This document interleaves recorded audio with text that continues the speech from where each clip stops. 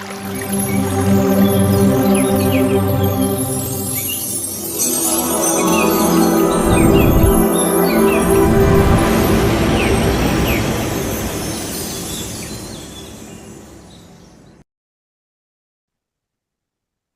अभी हम कर रहे हैं भगवत गीता अध्याय 3।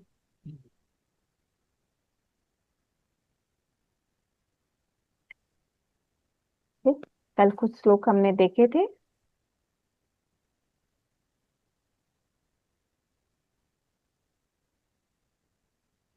कि इस श्लोक में भगवान ने दो प्रकार की निष्ठा यानी कि विद्या बताई गई है। अर्जुन के फर्स्ट दो सवाल थे, दो श्लोक में सवाल थे। उन सवाल के बाद में भगवान बोलना शुरू करते हैं कि इस श्लोक में, इस संसार में, इस सृष्टि में मैंने दो विद्याएं पूरी निष्ठा से पुरातन काल से कही गई है मेरे द्वारा। क्या है? ज्ञान योगियों के लिए है सांख्यानाम और कर्म योगियों के लिए है योगिना, जो भी कर्म योग। ये दो तरह की विधाएं मेरे द्वारा पहले से ही बताई गई है। फिर हमने देखा इसमें, इसके बाद में देखते हैं कुछ मुख्य मुख्य हम श्लोक ही ले रहे हैं, सभी श्लोक हम नहीं कर रहे हैं। तो यस्तु इंद्रियाणि मनसा नियम्य आरभते अर्जुन कर्म इंद्रिय कर्म योगम असक्तः स विशिष्यते। कि ये जो हमारी इंद्रियां हैं और अतीन्द्रियां, मन सा मतलब हमारी इंद्रियां, कर्मेंद्रियां और अतीन्द्रियां, ये सभी है। इनको क्या करना है? नियम्य यानी कि पूरी तरह नियमित रूप से स्थिर करना। जो इसे, अर्जुन से कहते हैं, जो इसे कोई भी कार्य करने से पूर्व ही आरभते, आरभते यानी कि आरंभ से ही जो इन्हें स्थिर कर लेता है अपने भीतर, कि इंद्रियां, कर्मेंद्रियां और उससे ऊपर है मन, जो इन सबको संचालित करता है। इन सबको पूरी तरीके से जो पहले से ही स्थिर कर लेता है। और क्या करता है कि कर्म इंद्रिय कर्म योगम, कि जो का, अपनी जितनी भी कर्मेंद्रियां हैं उसे कर्म योग में लगाता है। और जो मन है वो पूरी तरीके से आसक्त, आसक्त रहित होकर वही सबसे ज्यादा विशिष्यते, वही सबसे ज्यादा श्रेष्ठ है। किसी भी कार्य करने से पहले ही हम उसकी फल की इच्छा को हम छोड़ दें। जो भी होगा वो मुझे स्वीकार है, मेरे द्वारा जो होगा वो परमात्मा करवाएंगे, जो उन्हें मंजूर है वैसा ही वो हम मेरे द्वारा ये कार्य करवाएंगे। इस तरह से जो अपनी इंद्रियां, कर्मेंद्रियां, मन को पूरी तरीके से स्थिर कर लेता है और फिर कर्म करता है अपनी इंद्रियों के द्वारा, आसक्त, कोई भी आसक्ति नहीं रखता है, वही सबसे अधिक श्रेष्ठ है। तो कर्म योग में हमें कर्म करने का मार्ग बता रहे हैं कि हमें किस तरीके से कर्म करना चाहिए। इसके बाद में ये एक महत्वपूर्ण श्लोक है। नियतम कुरु कर्म त्वं कर्म ज्यायो य कर्मणः शरीर यात्रा च ते न प्रसिद्धयेत कर्मणः। कि नियति ने जो डिसाइड किया है, नियतम, यानी कि जो नियति ने जो हमारे लिए कर्म डिसाइड किया है, वही कर्म हमें करना चाहिए। जो हम कहते हैं ना, आने से पहले हम अपना डिजाइन करके आते हैं, अपना पूरा प्लान, हमारा अपना धर्म, हम वो डिसाइड करके आते हैं। तो वो डिसाइड जो किया हुआ है, यानी कि जो हमने नियति में अपने साथ जो हम लेके आए हैं, जिसे हम पर्पस ऑफ लाइफ कहते हैं, जीवन का एक उद्देश्य, हम बर्थ लेने से पहले अपने साथ में डिसाइड करते हैं। वो उद्देश्य के अनुसार हमें कर्म करना चाहिए। कर्मत्वम कर्म ज्यायो अकर्मण, हमें अकर्मणि तो बनना ही नहीं है ना। क्योंकि शरीर यात्रा थी, शरीर की ये जो यात्रा है, वो अकर्मण, यानी कि अकर्मण कर्म को छोड़ देना, कर्म नहीं करना, जिसे हम कहेंगे संन्यास ले लेते हैं लोग, इस तरीके से वो अकर्मणी बनते हैं। तो शरीर की जो यात्रा है, यानी कि हम है तो सोल, लेकिन ये शरीर लेके इस यात्रा पे आए हैं, इस अर्थ प्लेन पे एक यात्रा के लिए हम आए हैं। तो जो यात्रा के लिए आए हैं, और हम क्या क्या सीखने के लिए आए हैं, क्या हम अपना जो कर्मा बैलेंस है वो करने के लिए आए हैं, उसके साथ में हम अपना जो जीवन का उद्देश्य है उसको जीने के लिए आए हैं। तो अगर हम अकर्मणी बन जाते हैं, तो ये शरीर की यात्रा कभी भी पूरी नहीं होगी। न ते न प्रसिद्धियेद अकर्मण, इसके लिए इस शरीर की यात्रा के लिए हमें हमेशा कर्म करते रहना चाहिए। तो सबसे मुख्य बात है कि कर्म हमें सदैव करते रहना है। और कौन से कर्म करने हैं? कि जो हम हमारे लिए डिसाइड किया है हमने खुद ने, वैसे कर्म हमें हमेशा करने चाहिए। जैसे अर्जुन भी बोलते हैं ना कि मैं संन्यास ले लेता हूँ, अपना उनका खुद का जो कर्म है उसे छोड़ के संन्यास ले लेता हूँ, और भगवान उन्हें मना करते हैं कि नहीं, तुम्हें संन्यास नहीं लेना है। क्यों? क्योंकि वो तुम्हारा कर्म नहीं है। इसमें आगे और भी बताते हैं कर्म के बारे में, बहुत सुंदर है ये वर्णन। अगर इस बुक लेके इसको आप और अच्छे से पढ़ेंगे ना, तो और अधिक गहराई में समझ में आएगा। मैं बहुत ज्यादा विस्तृत इसका वर्णन भी नहीं कर रही हूँ। यस फ्रेंड, जो कोई भी पढ़ना चाहता है, आए आगे और पढ़े इस श्लोक को।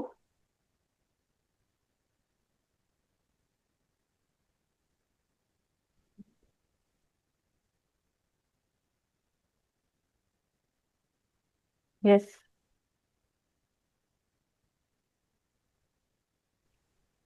कौन सा?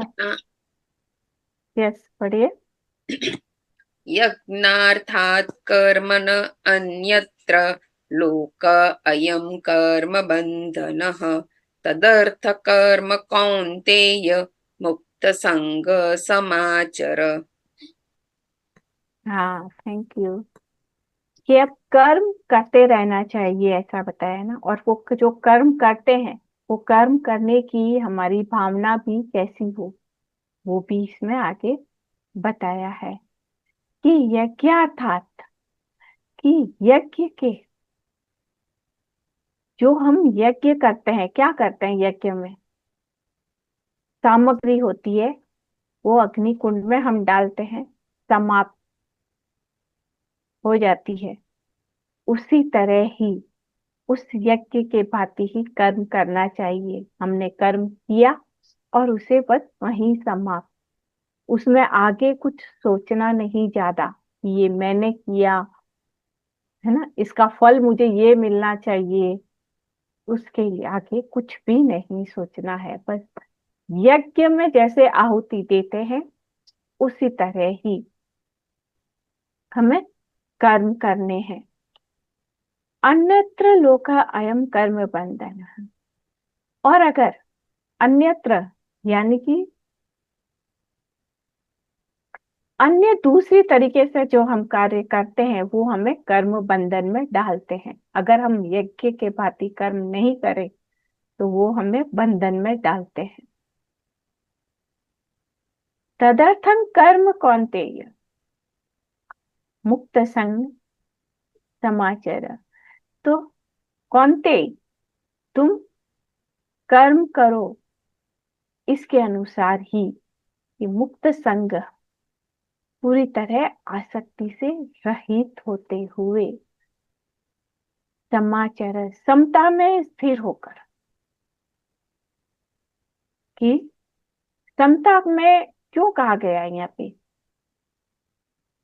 कि कर्म फल पर ही तो हमें सुख और दुख होता है ना। मिला तो बहुत सुखी हो जाते हैं, नहीं मिला तो दुखी हो जाते हैं। तो ना तो सुखी होना है ना दुखी होना है। तुम समाचर समान आचरण में रहो, चाहे कैसा भी तुम्हें जो तुम कर्म करते हो चाहे कैसा भी प्रतिफल मिले, लेकिन उसमें शांत रहना है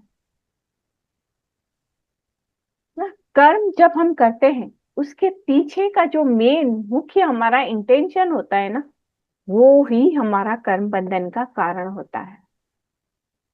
एक चाकू है ना, वो डॉक्टर के हाथ में भी है और वो एक डाकू के हाथ में भी है।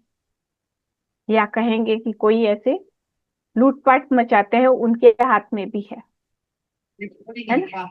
दोनों ही चाकू हाथ में है, लेकिन दोनों के इंटेंशन में फर्क है। डॉक्टर के इंटेंशन क्या है? किसी की जान को बचाना, उसके लिए वो चाकू लेके उसका ऑपरेशन करता है। और जो भी लूटपाट में जाते हैं उनके हाथ में चाकू है, तो उनका इंटेंशन क्या है कि वो उसे किसी को दुख पहुंचाना चाहते हैं। वो जो इंटेंशन है वही हमारा कर्म बंधन बनता है। तो हम जो भी कार्य करें उसमें ये देखें मेरे भीतर क्या चल रहा है, हमारे विचार कैसे हैं उस कार्य करने के प्रति। जितना हम अपने विचारों को देखते हैं, अपनी भावनाओं को देखते जाएंगे, उस पे काम करेंगे, तो हम कर्म बंधन से मुक्त होते जाएंगे। क्योंकि हमारे जन्म लेने का मुख्य कारण तो कर्म बंधन ही है। अलग अलग तरीके के बंधन में रह के हम, जिसे कहते हैं कर्म संजायते, अभी हम जो जन्म ले रहे हैं वो कर्म के बंधन में ले रहे हैं, बट हमें उससे मुक्त होना है। और उसके लिए है कि हम सिर्फ जो नित्य आज्ञा है ब्रह्म की उसी का ही हम पालन करें। नेक्स्ट श्लोक हम देखते हैं, श्लोक नंबर 15। यस फ्रेंड्स, पढ़े इस श्लोक को।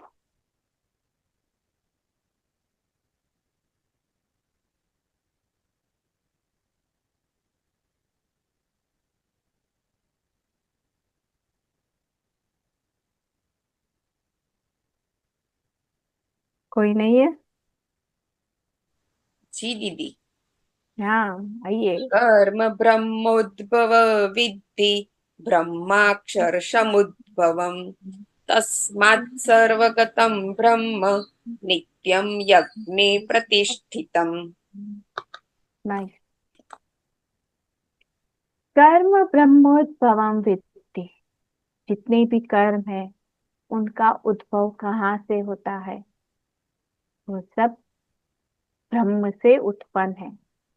कर्म ब्रह्मोद्भवम, एक सभी कर्म है उस ब्रह्म से ही उत्पन्न है। और सिद्धि, इसे इसी तरह से जानो, ब्रह्माक्षर समुद्भवम, जो ब्रह्म है वो अक्षर है। ये तो हम सभी जानते हैं, जो ब्रह्म है वो अक्षर है, उनका कभी भी क्षय नहीं होता है। इस तरह से तस्मात् सर्वगतम ब्रह्म, इसलिए जो सभी जगह जो ब्रह्म है, नित्य यज्ञ प्रतिष्ठितम, जो हर जगह पे जो ब्रह्म उपस्थित है, जिसे हम कहते हैं ना, ये कार्य मैं कर रहा हूं, तो मैं कहाँ है? जब सभी जगह, हर कर्म में, उसकी उत्पत्ति में, सब में वही ब्रह्म स्थित है। नित्य यज्ञ प्रतिष्ठित, जो भी हम कार्य करें, उन सभी कार्य में वो ब्रह्म की उपस्थिति है। इसे इसी तरह से जानकर हम कर्म करें कि जो भी कर्म हो रहा है, जो भी कर्म है, वो सब कहाँ से आया है? जो करने के लिए हम कहाँ से आए हैं? इसे कहते हैं, हम कहते तो हैं हम कण कण में भगवान है, लेकिन मानते नहीं हैं। तब हमारा आ जाता है ये मैंने किया, अहम आ जाता है। हमें क्या छोड़ना है? कहते हैं ना, ध्यान अच्छा नहीं हो रहा है। क्यों नहीं हो रहा है? क्योंकि कुछ पकड़ के रखा है, छोड़ नहीं रहे हैं। हमें छोड़ना है, छोड़ना सीखना है। और सबसे अधिक है कर्म फल को छोड़ना है। इतना कर्म फल को छोड़ेंगे, और कर्म फल को छोड़ने के लिए थोड़ी सी जागरूकता आवश्यकता है कि जब कण कण में भगवान है, तो जो भी कार्य कर रहे हैं, जो हो रहा है, तो कर रहे हैं और एक हो रहा है, उन दोनों में फर्क आ जाता है। मेरे द्वारा हो रहा है, जब मेरे द्वारा हो रहा है तो मैं तो करता हूं ही नहीं ना। और जब करता ही नहीं रही, तो बंधन कैसा? और जहां ये कहा कि ये मैंने किया, बस वही बंधन है। भगवत गीता बहुत अच्छे से हमें सिखा रही है कि किस तरह हम स्वयं पे इस कार्य करते हुए उस मोक्ष को हम प्राप्त कर सकते हैं। जिस यात्रा में हम आए हैं, उस यात्रा में ये हमारा मार्गदर्शन करती है। हमारे साथ उसमें से भगवत गीता भी है।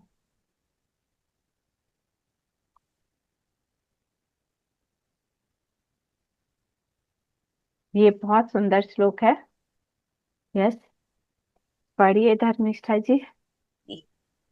एवं प्रवर्तितं चक्रन् अनुवर्तपतिहय अघायुरिन्द्रियारामो मोघं पार्थ स जीवति।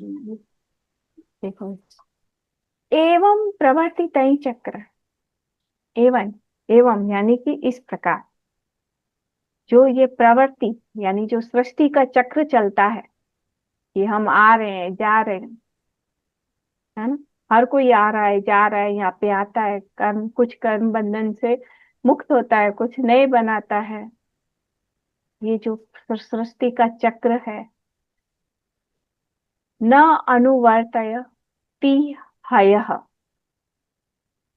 कि जो इसका अनुवर्तन नहीं करता है, इस सृष्टि चक्र में आके इसका जो अनुवर्तन, जो इसका हमें आके जो यहाँ पे पालना करनी होती है, कर्म फल को छोड़ना, डिजायर्स को छोड़ना, जो सृष्टि कर रही है उसे न समझते हुए अपने अहंकार में जीना, तो वो क्या होता है? इस सृष्टि चक्र का जो अनुपालना नहीं करता है, अपने इस शरीर के तल पे जो जीता है, अपनी चेतना से हट के इस शरीर के तल पे जो जीता है, उसका क्या है जीवन? अघायुरिंद्रिया रामो, जो पूरी जीवन अपनी इंद्रियों के तल पे ही जीता है। मोघम, यानी कि व्यर्थ है उसका जीवन। मोघ, इंद्रियों के तल पे जो जीता है उसका जीवन व्यर्थ है। जो सृष्टि चक्र का अनुपालन नहीं करता है, तो हमें आ रहे हैं जा रहे हैं, अपने आप को समझ नहीं पा रहे हैं कि ये हम शरीर हैं, या शरीर से हटके उस चेतना के तल पे हम जीना शुरू करेंगे, तभी हमारा जीवन सार्थक है। मोघ, व्यर्थ है। अर्जुन से कह रहे हैं सजीवती, उसका जीवन पूरा व्यर्थ है।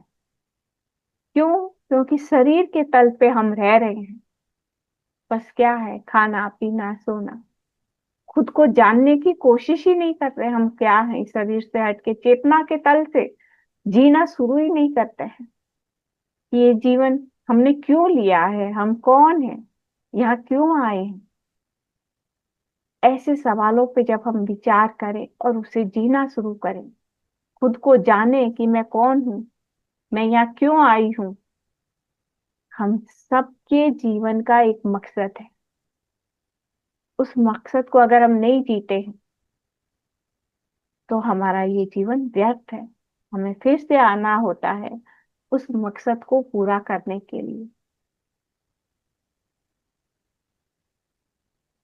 और हर किसी का जो जीवन का पर्पज होता है वो सेवा से जुड़ा होता है।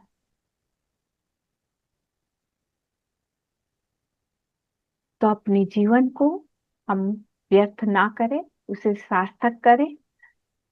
भौतिक तल से उठ के थोड़ा आत्मिक तल पे हम जिए, कि अपने जीवन में हम कितना समय इस भौतिकता में दे रहे हैं और कितना समय हम आध्यात्मिकता में दे रहे हैं, इसे हमें समझना चाहिए। भौतिकता भी जरूरी है और उसके साथ में आध्यात्मिकता भी जरूरी है। खुद को जानना भी जरूरी है। और तो दोनों में हम बैलेंस बनाए, और बैलेंस बनाते हुए हम कार्य करें। और इसमें अगर बोलते हैं, पत्री जी तो कहते थे अधिक समय अपनी आध्यात्मिकता को देना चाहिए, तभी हमारा ये जीवन सार्थक होता है। नहीं तो वापिस जन्म लेने के लिए आपके हिस्से का कोई आपका परिवार का मेंबर नहीं आएगा, कोई दूसरा नहीं आएगा। अपनी यात्रा में तो हमें खुद ही आना होगा। तो हमें अपने परिवार को, अपनी सोशल को कितना समय देना है, ये निश्चित करना चाहिए। और कितना समय हम अपनी आध्यात्मिकता, अपनी खुद की यात्रा में हम दें, क्योंकि ये यात्रा हमारी अपनी यात्रा है। तो इस यात्रा में हमें खुद को ही चलना है अपने डेस्टिनेशन तक पहुंचने के लिए।